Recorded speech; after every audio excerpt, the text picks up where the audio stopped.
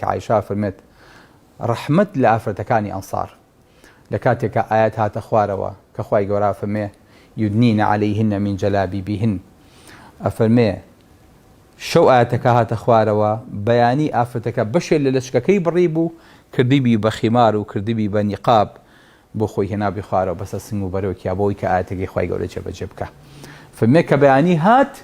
وەتەزانی قەلەڕەش بەسە سریانەوە نیشتێتەوە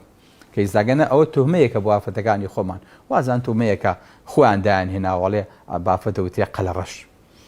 ئەمە دایکە عایشە زوو باسێکە ئەفەرمێ ئەڵێ قەلەڕەش بەسە سریانەوە نیشتبووە واتە هەموو جانی ڕەشێ کردەوە هیچی پێوە دیار نەبوو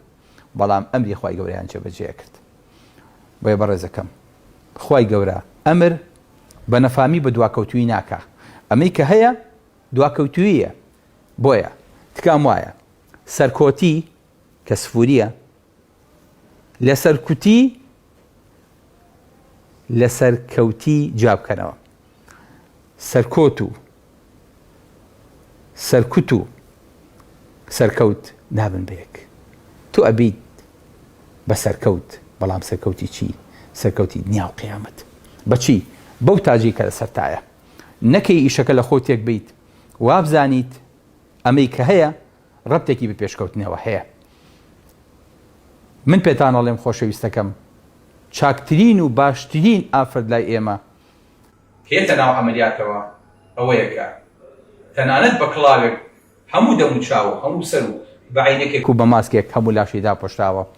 ئەمەش ڕێگری لێ نەکردو لەوەی کە باشترین ئافرەتی نەشتەرگەر بێ یاخود باشترین پزیشکیش سەرکەوتوو بێ بە هیوادارم ئینشاءڵڵا لەم دووە خوشکەکانمان لە بەرگێکی حیا و حیشمەتا ببینین کە بەقەدەر ئەخلاق و ڕەوش و ئاکاریان لێیان جوان بێ و هەموو بەها باڵاکانیان تیا ڕەنگ باتەوە کە لەوتاری دوایە باسێکەین. سەلام عەلەیکوم